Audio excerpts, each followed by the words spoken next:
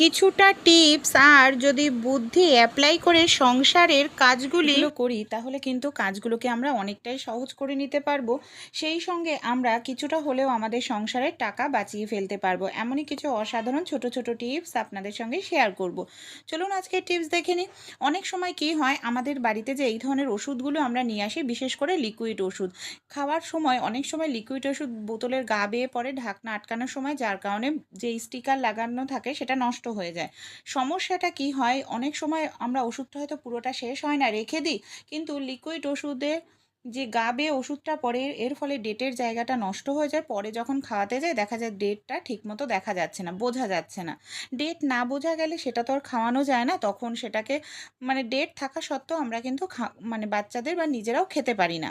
তাই যখন ওষুধটা নতুন থাকবে এইভাবে ডেটের জায়গাটা একটু স্টিকার মানে সেলুটেপ লাগিয়ে দিন, তাহলে কি হবে, ডেটের জায়গাটা নষ্ট হবে না। ওষুধ লাগলেও পরবর্তীকালে ডেট দেখে আপনারা ওষুধটা খাওয়াতে পারবেন।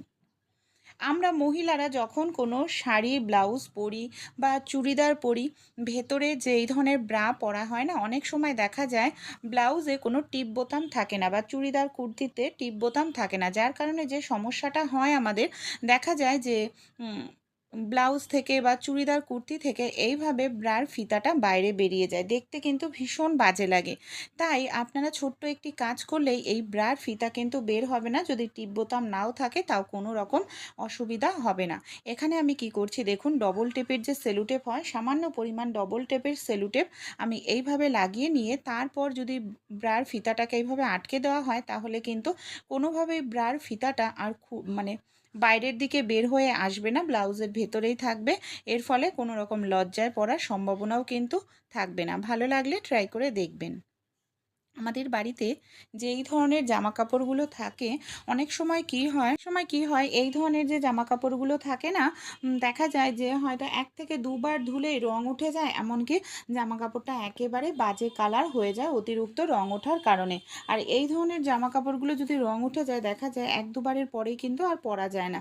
তাই সুতির যেই সব জামা কাপড়ের রং ওঠার সম্ভাবনা রয়েছে বা রং উঠবে এরকম মনে হচ্ছে, কি করবেন, জামা কাপড় পরার আগে নতুন অবস্থাতে এই কাজটি করতে হবে। একটি পাত্রের মধ্যে নিয়ে নিন বেশ কিছুটা জল, জলের মধ্যে দিয়ে দিচ্ছি নুন, যে নুন আমরা খেয়ে থাকি, আর কিছুটা পরিমাণ ফিটকেরি পাউডার। এখানে গুঁড়ো করে কিন্তু নিতে হবে ফিটকেরিটাকে, নাহলে ফিটকেরি গলতে জলে অনেক সময় লেগে যাবে। এরপর যে জামা কাপড়টা আমাদের রং ওঠার সম্ভাবনা রয়েছে, সেই জামা কাপড়টাকে কি করব, আমরা এই ফিটকেরি নুন জলের মধ্যে ভিজিয়ে রাখবো আধ ঘন্টার জন্য। আধ ঘন্টার জন্য এইভাবে আপনারা ভিজিয়ে রাখলেই দেখবেন ফিটকিরির কারণে আপনাদের জামা কাপড়ের যে রং সেটা আরও বেশি গাঢ় হয়ে যাবে, আর রং কিন্তু কখনোই উঠবে না। আমি 15 মিনিট মতো ভিজিয়ে রেখেছি, তারপর দেখুন দেখাচ্ছে এক ফোঁটাও কিন্তু রং ওঠেনি। তাই ভালো লাগলে এই টিপসটি আপনারাও কিন্তু অ্যাপ্লাই করে দেখবেন। আমাদের বাড়িতে যে এই ধরনের পলিথিনগুলো থাকে না, অনেক সময় এই ধরনের পলিথিনগুলোকে নানা কাজে আমরা ব্যবহার করি, এর জন্য এখানে সেখানে রেখে দিই। আর এখানে সেখানে রেখে দিলে এই যে এই ধরনের পলিথিনগুলোর সমস্যাটা কি হয় জানেন, ঘরটাকে অগোছালো মনে হয়, এলোমেলো মনে হয়, এখানে সেখানে থাকে, এর ফলে একদম দেখতে বাজে লাগে।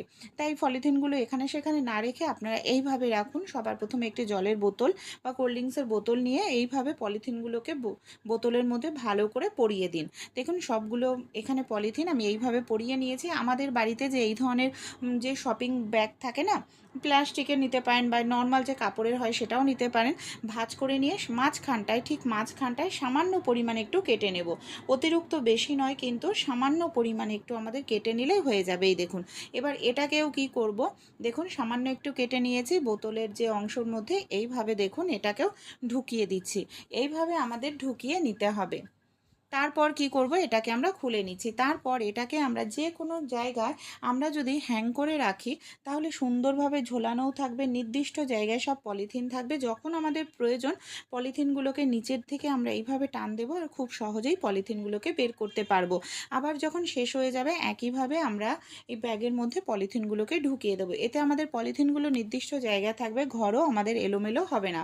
ভালো লাগলে টিপসটি ট্রাই করে দেখবেন। বন্ধুরা, কোনো রকম কেমিক্যাল নয়, হেয়ার ড্রায়ার নয়, বাড়িতেই এখন তৈরি করে নিতে পারবেন এই অসাধারণ জিনিসটি, যেটা আপনাদের চুল কালো করতে ভীষণ সাহায্য করবে। একটা বয়সের পর সবারই কম বেশি চুল কিন্তু পেকে যায়, সাদা হয়ে যায়, কিন্তু অল্প বয়সে যদি চুল সাদা হয়ে যায় কেমিক্যালযুক্ত জিনিস ব্যবহার করলে আমাদের সেটা আরও বেশি পরিমাণে ক্ষতি হয়, চুল আরও বেশি পরিমাণে সাদা হয়ে। এখন আপনাদের চুল, সাদা চুল, পাকা চুল কালো করে নিতে পারবেন, আর কোনো রকম কেমিক্যাল লাগবে না, চুলের গোড়াও মজবুত হবে, চুল খুব দ্রুত তাড়াতাড়ি লম্বা হবে। আমরা রান্নায় খেয়ে থাকি যে মশলাটি কম বেশি প্রত্যেকের ঘরেই থাকে, সেটা হলো কালো জিরে। হ্যাঁ বন্ধুরা, কালো জিরে এমন একটি মশলা, আমরা যদি ঠিকঠাক মতো অ্যাপ্লাই করতে পারি আমাদের চুল মৃত্যুর আগে পর্যন্ত কালো থাকবে, এমনকি চুল ঝরাও বন্ধ হবে। এখানে দেখুন আমি 2 চামচ পরিমাণ নিয়ে নিয়েছি কালো জিরে, আর এই কালো জিরের তেলও কিন্তু মানে বাজারে অনলাইনেও কিনতে পারবেন, নিজেরাও বাড়িতে তৈরি করে নিতে পারেন, সেটাও কিন্তু চুলের জন্য ভীষণ ভালো। কিভাবে আমরা এই কালো জিরেটাকে ব্যবহার করব যাতে আমাদের চুলটা সাদা ধবধবে থাকলে সেটা কালো হয়ে যায়, কোনো রকম বাজার থেকে মানে চুল কালার করার জন্য, কালো করার জন্য হেয়ার ড্রাই কিনতে হবে না। সবার প্রথমে কি করতে হবে, গ্যাসটাকে আমি অন করে নিয়েছি, গ্যাসের ওপর আমি তাওয়াটাকে বসিয়ে দিলাম, গ্যাসের ফ্লেমটাকে একদম লো করে নিতে হবে।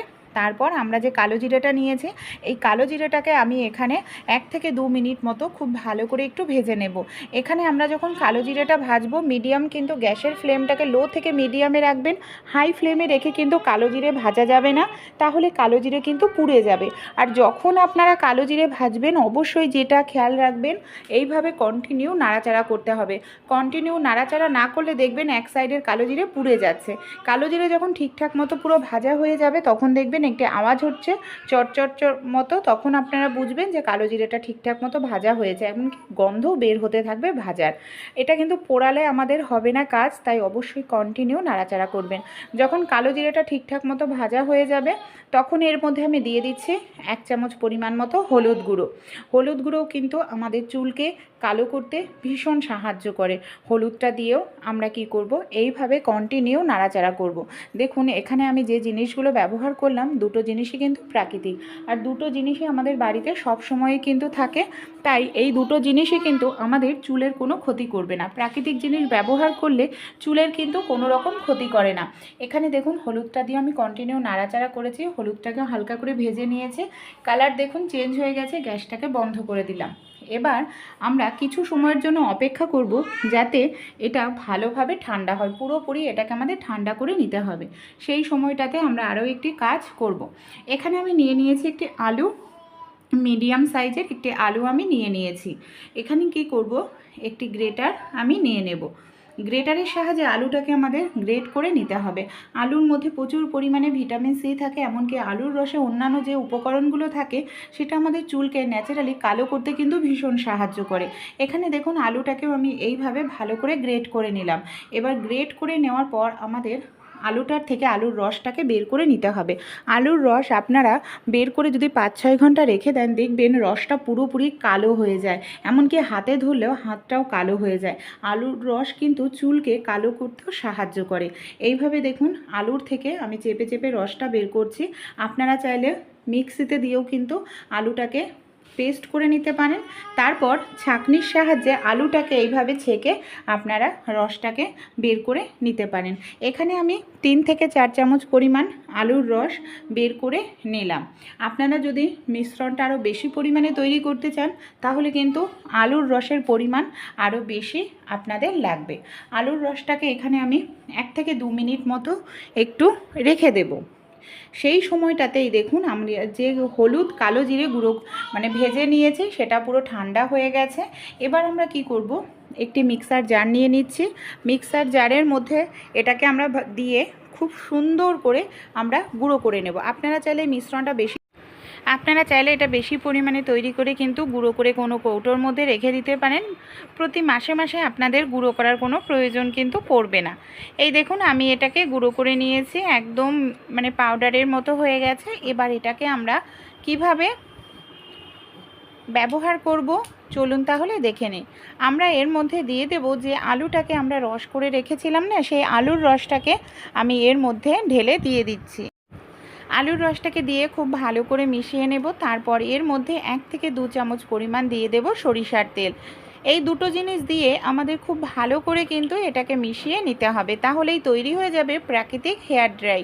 চুল, পাকা চুল, সাদা চুল কালো করার জন্য আমরা ঘরেই কিন্তু এই ধরনের হেয়ার ড্রাই তৈরি করে নিতে পারি, একদম কেমিক্যাল ছাড়া। আর এটা আপনাদের কেমিক্যাল ছাড়া এটা আপনারা তৈরি করে নিন আর চুলকে 5 মিনিটের মধ্যেই কালো করে নিন। এই দেখুন একদম কালো, একদম ডিপ কালো কালার হয়েছে। আপনাদের চুল কালো করতে কিন্তু ভীষণ সাহায্য করবে। আমি হাতেও আপনাদের লাগিয়ে দেখাচ্ছি। এই দেখুন একদম কালো, ন্যাচারাল কালো। আর এটা যদি আপনারা জল দিয়ে ধোন বন্ধুরা, সহজে কিন্তু এটা উঠবে না, আমি গ্যারান্টি দিয়ে বলছি। একবার অবশ্যই আপনারাও বাড়িতে তৈরি করে দেখবেন। চলুন আমি আপনাদের জল দিয়ে ধুয়ে রেজাল্টও দেখাচ্ছি। এই দেখুন সহজে কিন্তু এটা উঠছে না। তাই আপনারা একবার হলেও, যাদের চুল পেকে যাচ্ছে বা অল্প বয়সে চুল সাদা হয়ে যাচ্ছে, এইভাবে প্রাকৃতিক হেয়ার ড্রাই তৈরি করে ব্যবহার করে দেখুন। আশা করছি খুব ভালো রেজাল্ট কিন্তু আপনারা পাবেন। এখানে আমি নিয়ে নিয়েছি একটি পাত্র, আর আমি দেখুন নিয়ে নিয়েছি বেশ কিছুটা পরিমাণ নিম পাতা। নিম পাতা কম বেশি আমাদের প্রত্যেকের বাড়িতেই আশেপাশে থাকে, বাড়িতেও থাকে। আর নিম পাতা কিন্তু ব্যাকটেরিয়া জীবাণু ধ্বংস করে, আমরা প্রত্যেকেই জানি। তাছাড়াও আরও অন্যান্য কাজে নিম পাতা আমরা ব্যবহার করতে পারি। এখানে দেখুন ডালের থেকে আমি নিম পাতাগুলোকে এইভাবে আমি ছাড়িয়ে নিচ্ছি। তারপর কি করব, এর মধ্যে আমি দিয়ে দিচ্ছি 1 গ্লাস পরিমাণ জল। জলের পরিমাণটা যদি বেশি দিতে চান তাহলে নিম পাতাও বেশি দিতে হবে। এবার আমরা নিম পাতাটাকে 1 থেকে 2 মিনিট খুব ভালো করে ফুটিয়ে নেব। যখন নিম পাতার কালার চেঞ্জ হবে, সুন্দর একটি গন্ধ বের হবে, তখন বুঝতে হবে পুরোপুরি নিম পাতাটা আমাদের রেডি হয়ে গেছে। তখন আমরা গ্যাসটা বন্ধ করে দেব। নিম পাতাটাকে হালকা গরম থাকতেই একটি কাজ করতে হবে। সবার প্রথমে কি করব, দেখুন এখানে নিম পাতার জলটা এখনও গরম রয়েছে। আমি একটি ছাঁকনি নিয়ে নিয়েছি, ছাঁকনির সাহায্যে এটাকে আমি ছেঁকে নিচ্ছি এইভাবে। আর দেখুন 2-3 মিনিট ফোটানোতেই জলের কালারটাও দেখুন হালকা একটু চেঞ্জ হয়ে গেছে। এখানে আমি একটি ন্যাপথলিন ভালো করে গুঁড়ো করে নিয়েছি, দিয়ে দিলাম। তারপর খুব ভালো করে এটাকে মিশিয়ে নেব। ন্যাপথলিন কিন্তু গুঁড়ো করেই দেবেন, তা না হলে ন্যাপথলিন গুলতে আপনাদের অনেকটা সময় লেগে যাবে। ন্যাপথলিনটাকে ভালো করে মিশিয়ে নেওয়ার পর এর মধ্যে আমি আরও একটি জিনিস কিন্তু দিয়ে দেব। এখানে আমি দিয়ে দিচ্ছি বেশ কিছুটা পরিমাণ, দেখুন আমাদের বাড়িতে যে কর্পূর থাকে, কর্পূরের টুকরোর থেকে আমি বেশ কিছুটা কর্পূর এখানে ভেঙে নিয়েছি। সেই কর্পূরটাকে এখানে আমি দিয়ে দিচ্ছি। এই যে ন্যাপথলিন আর কর্পূর দেখবেন সহজে কিন্তু গুলতে চায় না, এর জন্য আমাদের দিয়ে বেশ কিছু সময়ের জন্য একটু রেখে দিতে হবে। এখানে আমি 10 থেকে 15 মিনিট এইভাবে ভালো করে মিশিয়ে নেওয়ার পর রেখে দেব। আর সেই সময়টাতে আমরা আরও একটি কাজ করে নেব। চলুন তাহলে এটাকে আমি এখন রেখে দিই, যাতে ভালোভাবে মেশে। ততক্ষণে আমাদের সেই কাজটিও কমপ্লিট হয়ে যাবে।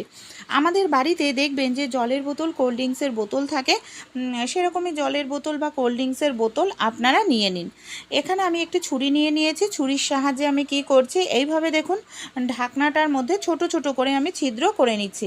আর এইভাবে ঢাকনাটার মধ্যে ছোট ছোট করে আমাদের অনেকগুলো ছিদ্র করে নিতে হবে। তারপর এটাকে আমরা কি কাজে কোথায় ব্যবহার করতে পারি চলুন তাহলে দেখে নিই। এখানে দেখুন আমার রেডি হয়ে গেছে বোতলটা। এবার যে মিশ্রণটা আমরা রেখে দিয়েছিলাম তৈরি করে, সেই মিশ্রণটাকে আমি কি করব, এই যে বোতলটা রেডি করে নিয়েছি, বোতলের মধ্যে আমাদের একটি ফানেল নিয়ে নিতে হবে। ফানেলের সাহায্যে এটাকে এইভাবে ঢেলে নিতে হবে। এখানে যেহেতু আমরা নিম পাতাটাকে ভালো করে ফুটিয়ে নিয়েছি, তাই নিম পাতাটা কিন্তু সহজে নষ্ট হবে না, মিশ্রণটা। আর এর মধ্যে আমরা কর্পূর আর ন্যাপথলিন দিয়েছি। এই যে আমরা ছিদ্রটা করে নিয়েছি না, এই ছিদ্র থেকে কিন্তু খুব সহজেই গন্ধটা বের হবে। আর এই মিশ্রণটা কিন্তু সহজে নষ্ট হবে না, অনেক দিন এটা আমরা ইউজ করতে পারবো। এটাকে আমরা কোথায় কিভাবে ব্যবহার করব চলুন তাহলে দেখে নিই। আমাদের বাড়িতে অনেক সময় দেখা যায় যেখানে আমরা সবজি কাটি, মাছ কাটি, কিংবা দেখা যায় ফল টল কাটি, ভীষণ মাছি ঘোরাঘুরি করতে থাকে, পিঁপড়ের উৎপাত হয়। সেই জায়গাতেও আপনারা এই মিশ্রণটা একটু স্প্রে করে দিন, তারপর মুছে নেবেন। স্প্রে করে দিন বা বোতল থেকে ঢেলে নিন। এরকম 3-4টে বোতল আপনারা তৈরি করে রেখে দিলেই আপনাদের বাড়িতে শুধু মশা মাছি যে পিঁপড়ের উৎপাত কমবে তাই নয়, আমরা যে হাজার হাজার টাকা প্রত্যেক মাসে খরচ করি মশা মারার এই ধরনের তেলের জন্য। আর এই যে মশা মারার তেলগুলো তো কিনতে টাকা লাগেই, সেই সঙ্গে মশা মারার এই ধরনের তেলগুলো যে আমরা সুইচ বোর্ডে লাগিয়ে রাখি, দেখা যায় 7-8 ঘন্টা ব্যবহার করি। 7 থেকে 8 ঘন্টা এই মেশিনগুলো চললেও কিন্তু অনেকটাই আমাদের কারেন্টের বিল ওঠে। সেক্ষেত্রে আমরা যদি এই ধরনের মিশ্রণ তৈরি করি, দেখুন কারেন্টেরও ব্যবহার করতে হবে না। এই ধরনের 5-6টা বোতল তৈরি করে আপনারা ঘরের কোনায় কোনায় রেখে দিন। এর থেকে যে গন্ধটা বের হবে, সেই গন্ধ কিন্তু আমাদের বাড়ি থেকে মশা তাড়াতেও ভীষণ সাহায্য করবে বন্ধুরা, প্রাকৃতিক উপায়। অবশ্যই বাড়িতে যদি কোনো ছোট বাচ্চা থাকে তাদের থেকে এটা দূরে রাখবেন, কারণ এতে যেহেতু ন্যাপথলিন ব্যবহার করা হয়েছে, ন্যাপথলিন প্রাণীর শরীরের জন্য কিন্তু ভীষণ ক্ষতিকর। বাড়িতে যে গাছপালা আছে, গাছপালার পাতায় পাতায় একটু দিয়ে দেবেন, দেখবেন পাতার তলাতে আর কখনোই আপনাদের মশা কিন্তু থাকবে না লুকিয়ে। এই মিশ্রণটা আপনারা একবার তৈরি করে নিন বন্ধুরা, দেখবেন মিনিমাম 10-12 দিন ব্যবহার করতে পারবেন। আর এটার সাহায্যে শুধু মশাই যাবে তা নয়, হাজার হাজার টাকাও বাঁচবে, মশা মারার তেল কিনতেও হবে না, কারেন্টের বিলও অতিরিক্ত বেশি দিতে লাগবে না। সেই সঙ্গে আমাদের বাড়ির থেকে মাছি পিঁপড়ের উৎপাতও কিন্তু চলে যাবে। ভালো লাগলে অবশ্যই অ্যাপ্লাই করতে ভুলবেন না। অনেক সময় দেখা যায় আমাদের বাড়িতে সেলাই মেশিন থাকে না, আর অনেক জামা কাপড় আমাদের ছোট হয়ে মানে বড় হয়ে যায়, ছোট করতে লাগে। এমন কি করি আমরা তখন হাত সুইয়ের সাহায্যে সেলাই করে থাকি। দেখা যায় হাত সুইয়ের মাথাটা মোটা জায়গায় ঢুকছে না, বা সূচে যদি জং ধরা থাকে তাহলে এরকম সমস্যা দেখা দেয়। তাই কোনো রকম যদি সূচে জং ধরা হয়, মাথা ভোতা হয়, সমস্যার মধ্যে পড়তে হবে না। আপনারা নেল কাটার নিয়ে নেবেন। নেল কাটার আমাদের কম বেশি প্রত্যেকের বাড়িতেই থাকে। নেল কাটারের যে জায়গাটা দিয়ে আমরা নখটাকে ঘষে থাকি, সেই জায়গায় আপনারা সূচটাকে নিয়ে সূচের মাথাটাকে একটু ঘষুন। তাহলে দেখবেন যে সূচের মাথা ভোতা হয়ে গেছে, খুব সহজেই আবার ছুচলো হয়ে যাবে। সূচে যদি জং থাকে এইভাবে ঘষলে জংও কিন্তু উঠে যায়। তারপর যে কোনো মোটা জায়গায় আপনারা খুব সহজেই সেলাই করে নিতে পারবেন। ভালো লাগলে ট্রাই করে দেখবেন। আমরা অনেক সময় যারা চশমা পরি দেখা যায় চশমা নিয়ে যেতে ভুলে যাই, কোনো কিছু কেনাকাটি করতে গেলে তখনই আমাদের সমস্যার মধ্যে পড়তে হয়। দেখা যায় যে কোনো কিছু কেনাকাটি করছি, ডেট এমআরপির জায়গাটা যেটা থাকে সেটা একদম ছোট ছোট লেখা থাকে, আর ছোট লেখা দেখতে চশমা ছাড়া অনেকেরই অসুবিধা হয়। তাই যদি চশমা নিয়ে যেতে ভুলেও যান, অবশ্যই এই কাজটি আপনারা করবেন। কি করতে হবে দেখুন, এখনকার দিনে ফোন আমাদের সব বাড়ি সবসময়ই হাতে থাকে। আপনারা ফোনের ক্যামেরা খুলে ফোন থেকে একটি ছবি তুলে নিন ডেটের জায়গাটায়। তারপর সেই ছবিটাকে যদি আপনারা এইভাবে জুম করেন, দেখবেন খুব সহজেই আপনারা যে কোনো ছোট লেখায় এইভাবে বড় করে দেখে নিতে পারবেন। তখন আপনাদের চশমা যদি নাও নিয়ে যান কোনো রকম অসুবিধা হবে না। ভালো লাগলে টিপসগুলি ট্রাই করতে ভুলবেন না আপনারাও।